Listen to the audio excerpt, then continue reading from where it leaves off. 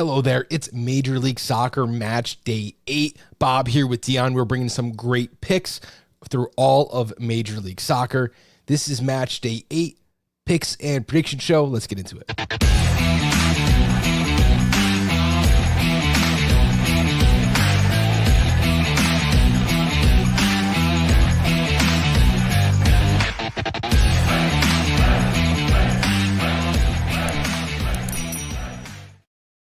Dion, all these years, all these spreadsheets I have out and all the script I wrote and the article, you think I would spend 30 seconds to do a better introduction, but here we are. How you doing today? Hey, I'm good. And hey, man, the same thing happens with me. I have a million spreadsheets too. We both must like the data behind everything. But yeah, I always struggle with the opening sayings. But I'm doing good today. How about you? Hi guys, I'm Bob. We're gonna talk soccer now. I like that. That's a good one. Let's get into some picks. Last week was the first losing week on the show.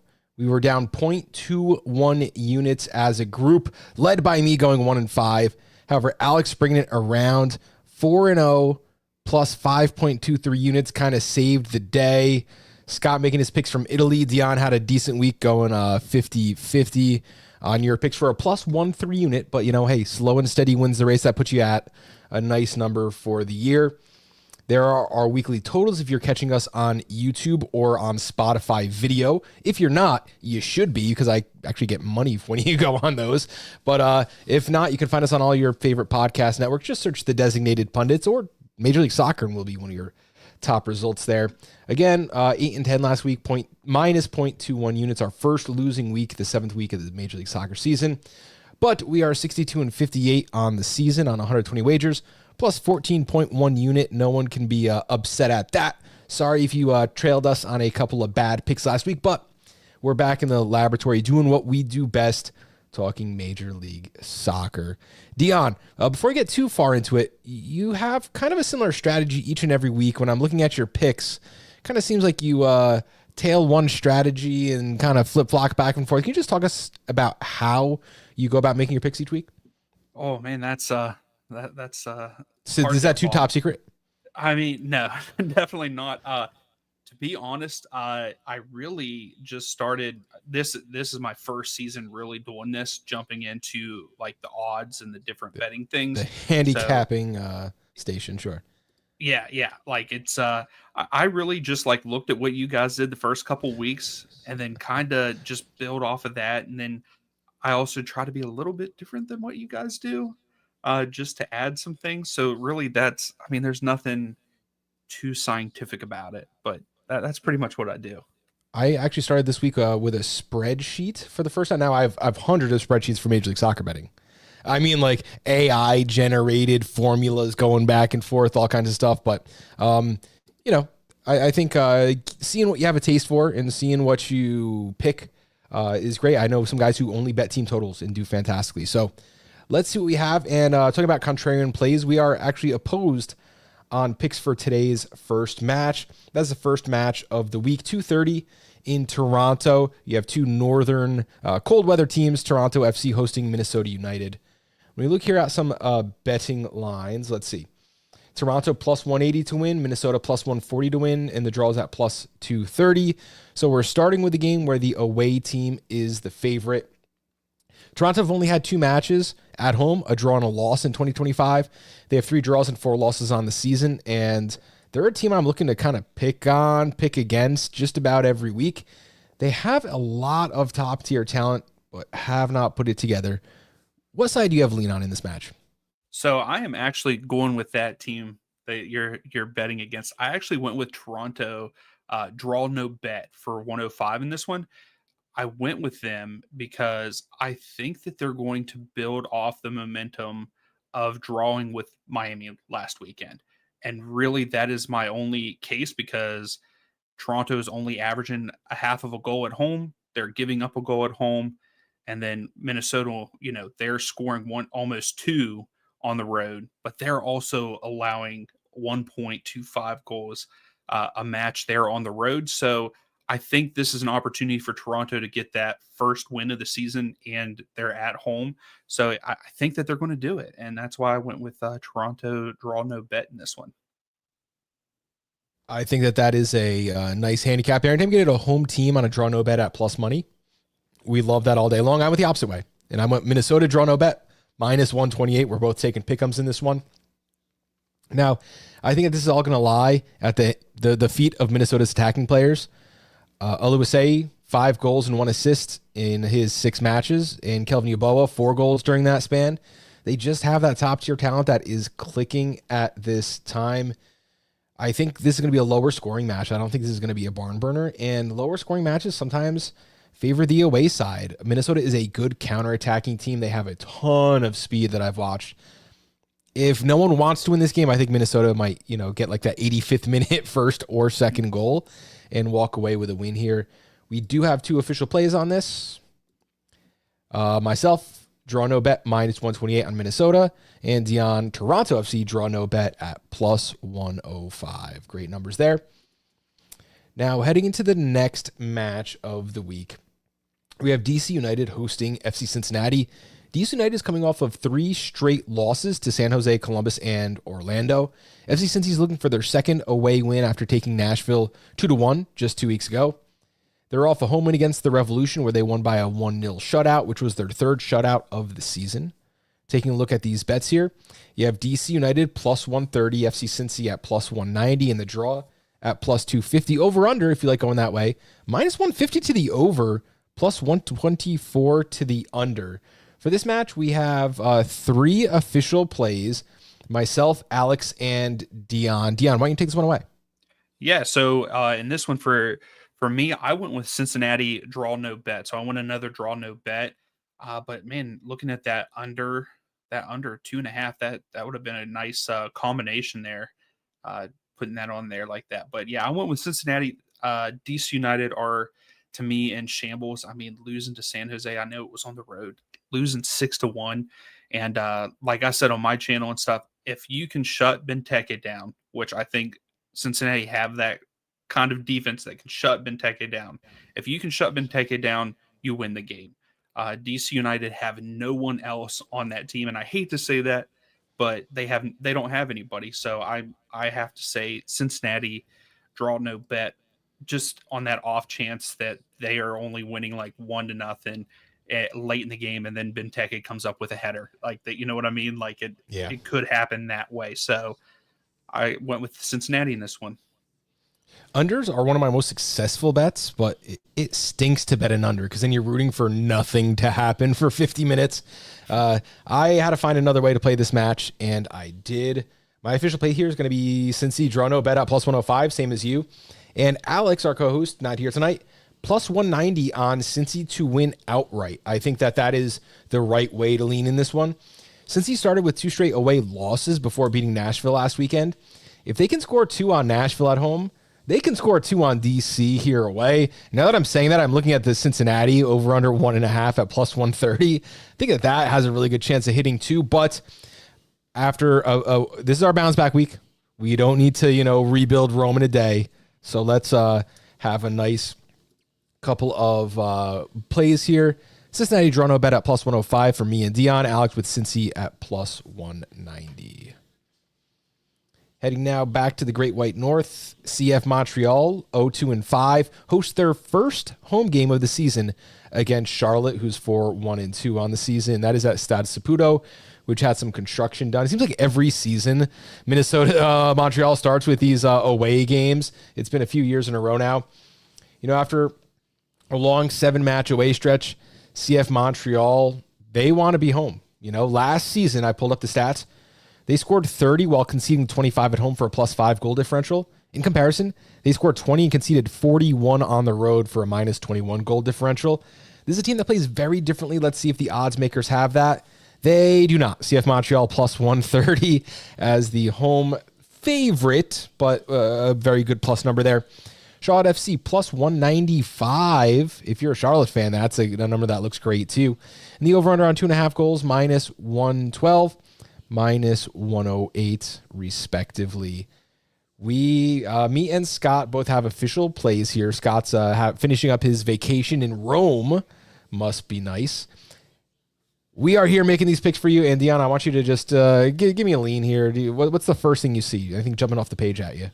I mean, the pick in Montreal with that plus 130 seems pretty nice. And it's one of those things. I get you. There is a home field advantage in Major League Soccer. I feel like, and More than any other league in the world. Yes, exactly. And so it's hard to always go against that. But I actually like that 130. But I just couldn't. I couldn't make a pick in this one because I could see Montreal winning this in a way, but also at the same time, Charlotte. Charlotte is a good side. They haven't won on the road, so that's where I kind of went back and forth. And then I've heard rumor that Zaha might not be playing. He will not be playing this week. Yes, he will not be. So it's confirmed. I was just hearing rumor earlier, but yeah, I couldn't go either way on this one, and that's why I stayed away. I had to find a way to get creative because I did not want Montreal on the win. This game reeks of 1-1, 0-0. Charlotte is such a good defensive team, but you're right. They are bad on the road. They are not one of the teams that you can bet. They are a home bet only team for me. So I found a little creative way to go about this. Montreal only have 4 goals all season, while Charlotte only have 2 goals in 3 away matches. That's low totals. Zaha's going to be out. He had thumb surgery. It's like a non-soccer related, I don't know what he is, whatever. He's going to be out for maybe another week. This would be a low-scoring game in a bubble. But here in Montreal, it's a low-scoring game that we kind of favor Montreal.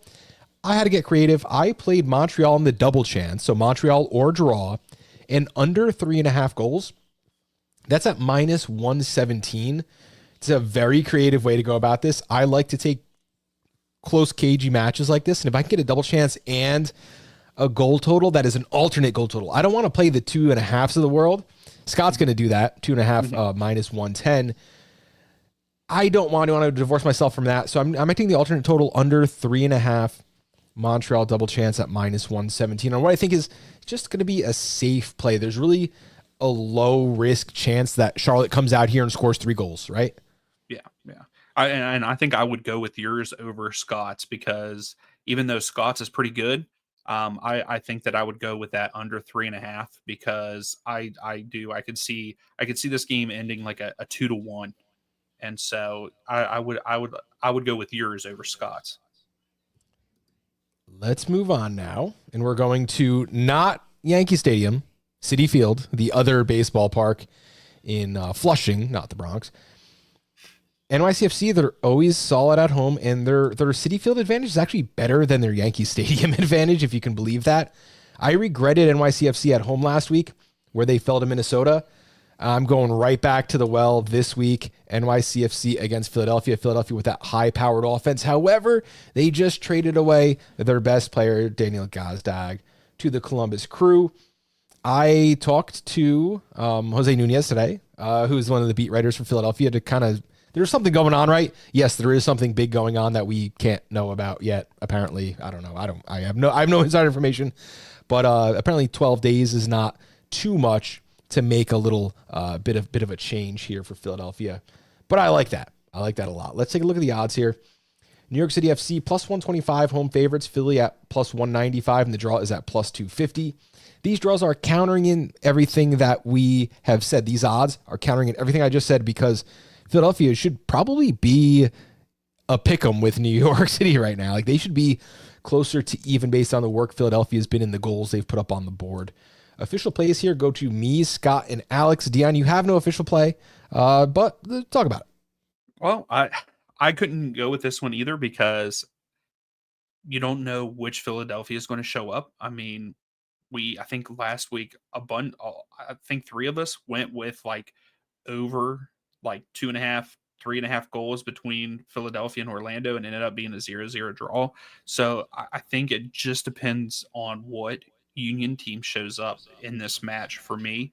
If they come in with the high power, I mean, they're averaging almost 2.5 goals on the road. And I feel like if it just depends on what you get out of the Union.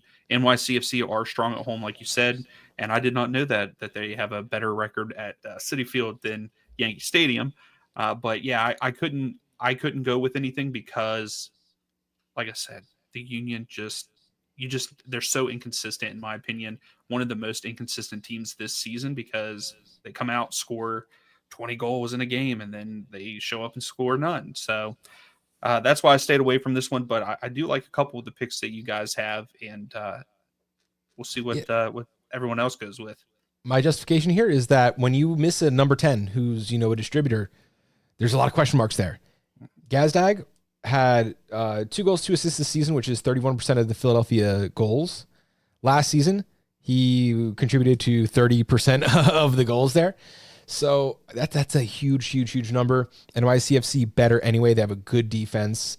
This is going to be close. This is going to be cagey.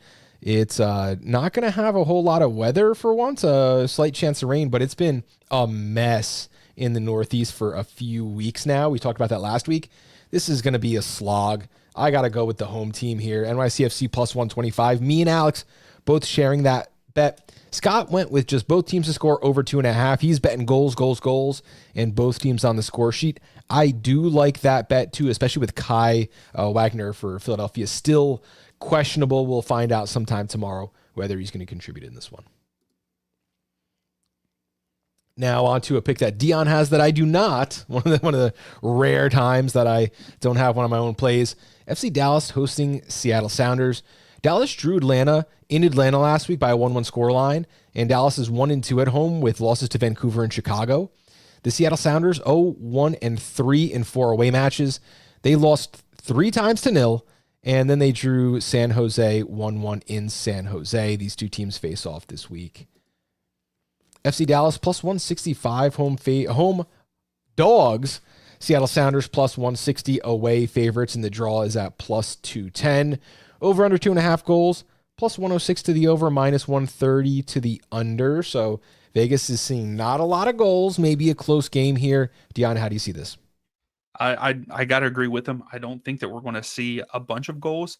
I went with Dallas double chance and under the match being under 2.5 goals.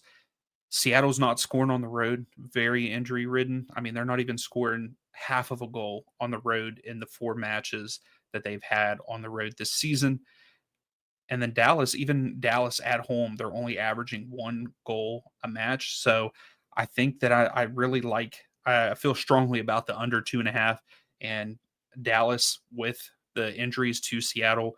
Moose's, I feel like he's starting to heat up, and Acosta is also starting to heat up. And I think that Dallas should win this game, but it's one of those things you never know with Seattle, what kind of team they're going to show up as. But I went Dallas, double chance, and under 2.5 goals. 3 official plays here are going to be Dallas draw no bet minus 115, Dallas to win plus 165, and Dallas double chance under 2.5 goals at plus 118. I also would be on the Dallas side. Sounders, Roldan, Rusnak, Arriola, guy's going to be out for long term. Jordan Morris is questionable for this game. Doesn't leave him a whole lot of options. I do like Costa Rienzi getting on the field. This is going to be one of my favorite little Italian players there. Nothing for me that I saw in the sportsbook. I support the Dallas play. It's just barely missed my official scorecard. Now moving to a bet that I have the only pick. Nashville SC hosting RSL. Nashville coming off 2 straight 2-1 losses, both to Cincy and Charlotte. This week they take on RSL. RSL beat Galaxy 2-0 for their first win in 3 matches. Also, the only 2 goals in those 3 matches, both scored by the only man who looks like he has any offensive capability, Diego Luna. That has a little bit to do with my pick here. I know there are some X factors here. I know the Zimmerman injuries got everyone a little worried here. But if you watched RSL, they got nothing. Notice what's missing on their sheet here? Draws. They're just losing games. They are turning it on at home.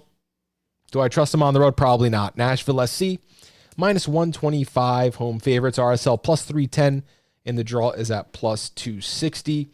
I like the over-unders here. Over under 1.5 goals for Nashville, minus 132 to the over, plus 104 to the under.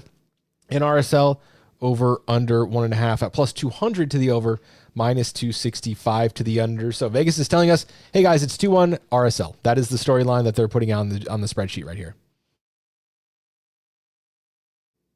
Anything? No, I really don't. This one, like you said, RSL, not very good on the road. I mean, they only have one win. I think Nash will get it done. I think that if I would go with anything, I would go with what I think you go with is, and I think Nashville's the better side. I think I would go with what the betting odds are, and I would probably go with Nashville, but just there's not enough between the two sides because Nashville started out rough, went on a 3-match winning streak, and then now currently on a 2-match losing streak. Just not enough there for me to pick either way. And my whole justification is just Nashville's played better teams. They've lost to better teams, dropping to Cincinnati and Charlotte back-to-back. Okay, they're a middle-of-the-table club. RSL's just got a lot to figure out for me, so I'm taking Nashville. Only official play, minus 125. Let's now go over to Colorado as the Rapids host SDFC. When last we saw Colorado, they got blanked 2-0 by the Whitecaps. They have a win, a draw, and a loss at home this season. San Diego, on the other hand, they have their 2 straight home wins after starting with 2 straight home draws. Now they're on the road again this week where they have a 2-1 record. They've been all over the place. They've looked really good. I love what San Diego's putting on the field this year. There is one official play, and it is you, Dion. Yeah, so on this one, San Diego definitely playing really good. And I actually went with San Diego double chance and both teams to score. Both teams are allowing goals. Colorado at home, they're allowing 2 goals.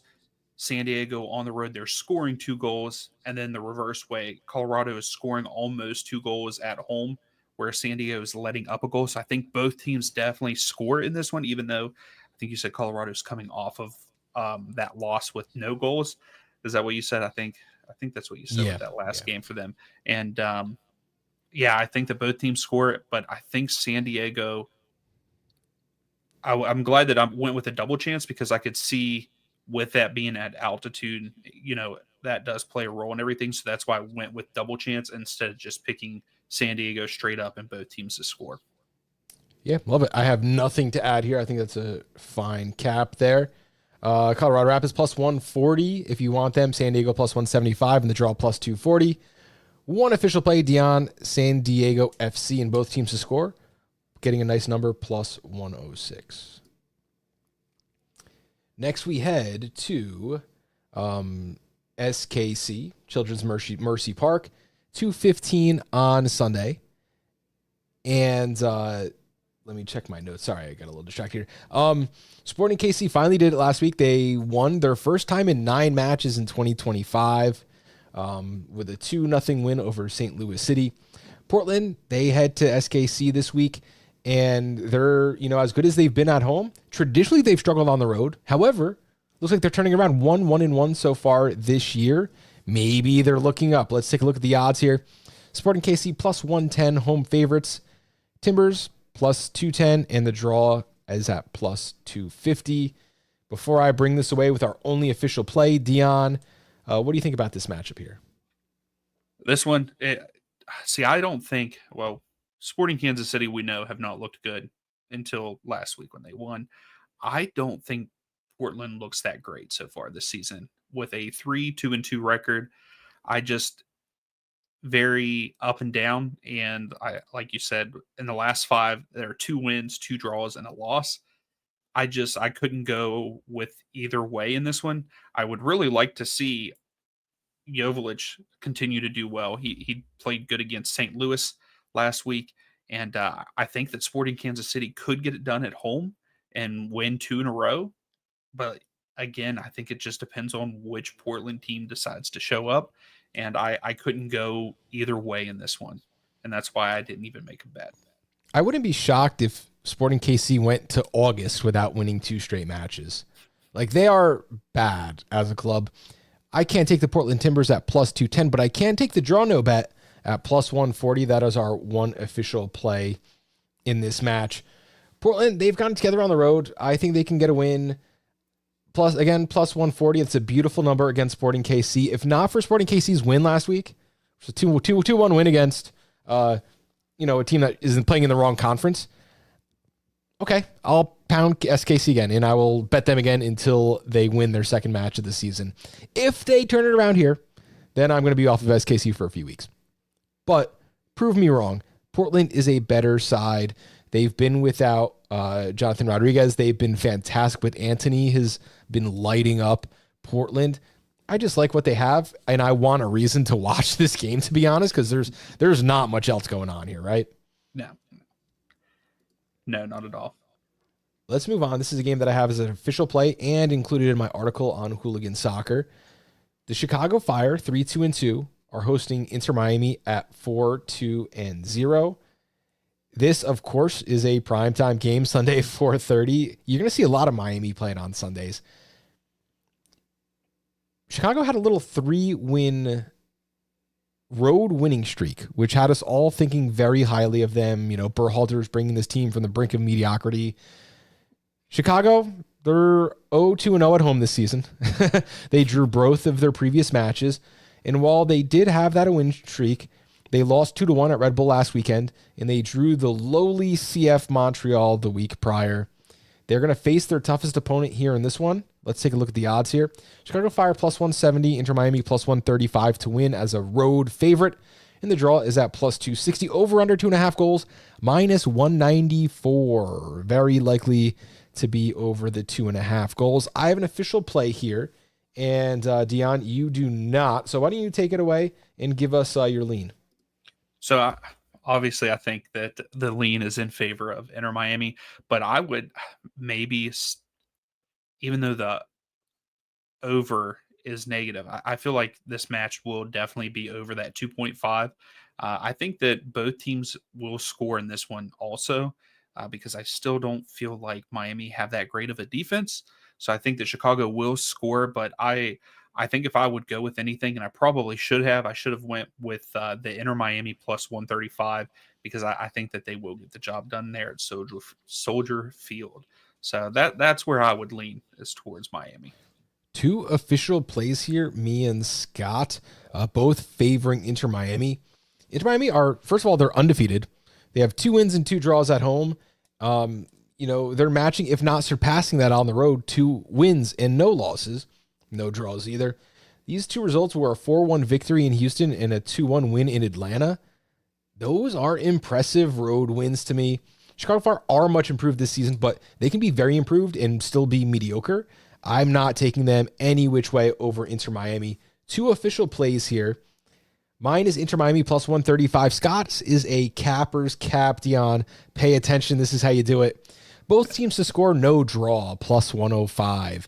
He's taking that 3-2-2-1 win. Whoever it is, just no 2-2 here. Both teams to score, no draw, plus 105. Divorcing himself completely from the outcome. Just saying, hey, there's going to be a lot of goals in this. That's a great pick by Scott. I should go with that one right there, because, like I said, both teams definitely will score in this one, I feel like. Absolutely. There is one more match to talk about, and that is going to be St. Louis City hosting the Columbus Crew.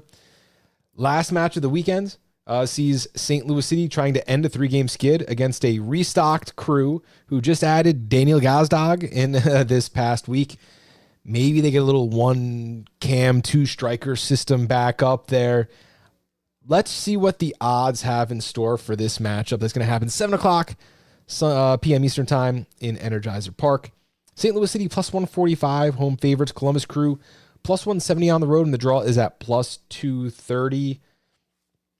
I mean, we have to be looking at Columbus, right? That's what I would. I mean, we're not bold enough to bet that, though.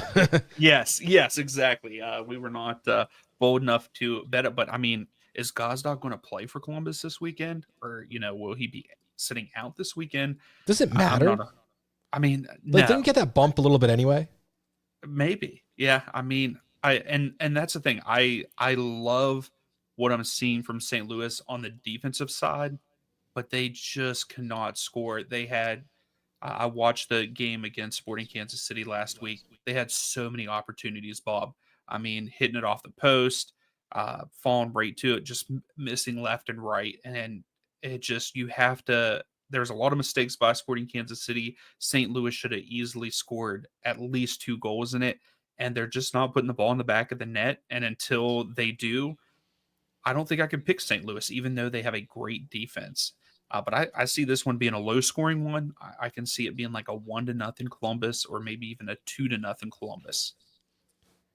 Alex has it under 2.5 goals at plus 106 is the only official play for this match. I've been burned so much on the 2.5. Like, I can only bet 3.5, but I think that after last season, and it was truly available, that market is done. You can't really bet over under 2.5 anymore. It's over, and you're not making any money on it. It's a little bit of a boring play, but when you can take the under, I think now we're talking about a likely outcome. Columbus Crew, Wilfred Nancy, they are a fantastic, fantastic club.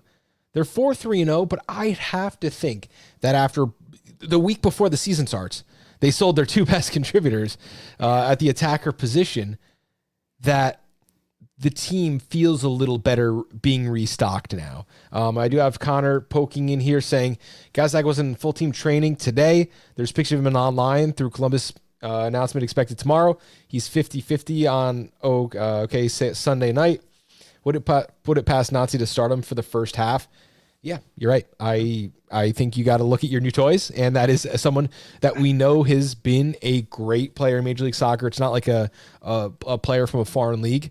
He knows what he's up against, and he's I just can't say enough good things about him. I love that move for Columbus. Oh, it's a huge move for him. Sorry, I didn't mean to cut you off, but it's a big move for him. Yeah. Nancy, I got to say, like, with them losing the 2 offensive powers that they had at the beginning of the season, and then still showing out without them and having like a true scorer, I mean, that says a lot about Nancy, but also the rest of the squad, stepping up and making plays. The only position like I could say, like, oh, you can improve there, maybe like the second striker, or maybe like you can Chambeau like improve like the middle of the field. But with Nagby and Zawadzki moving now back in the midfield, Gazdag assumedly taking the number 10, you got Real Rossi, you got AZ Jackson, who's nothing to scoff at. Maybe he hasn't put it together in Major League Soccer yet, still very young. Jason Russell-Rowe. They still have Lassie Lapalainen, who plays like 8 positions on the field here in this squad that we haven't seen much of yet. This is just a top to bottom team, and it's part of Wilfred Nancy. These are players that he made better. I'm excited that we have a proven goal scorer and a player who knows that. I couldn't agree more. And Gazdag doesn't need to step up and be a hero, because his team is not going to be down by 4 goals in every game. He doesn't need to contribute a whole lot offensively. He can be more possession minded. He can wait and really pick his spots to shine here. He's never played on a better team than this in Major League Soccer, certainly. Yep, I would agree with that for sure. Okay, that is about all we have for today. Make sure you find us on Twitter. If you are watching or listening, you can find us on YouTube, Spotify, audio or video, and all your favorite podcast hosts. Thank you for tuning into the Designated Pundits. Dion, have a great week. Any final thoughts? Nope. I'm just excited. Hopefully we have some more good matches like we did last weekend. I got to say, Joseph Martinez is my favorite player, and what a hat trick. What a hat trick. He was definitely the player of the weekend, match day 7. But that's my final thoughts. I had to throw that out there. Fantastic. As a Red Bull fan, he is the biggest enemy of the team. I mean, I look back to him, was it like 2018 now? Like, win the Supporter Shield, we're moving on to the Western. Like, we knew that whoever won the Eastern Conference was going to walk away with MLS Cup that year. And, seeing him score that first goal away, it's like, they got an away goal now. That's it. It's all over. So tough to play against. And I really wish that Red Bull had gone after him, even, last season when he was available. I think he really would have fit really well with the current team of boys we have here. But it was not to be. Let's get out of here. Let's place these bets. Make sure you hit us up. Thank you again for tuning in. We are the Designated Pundits.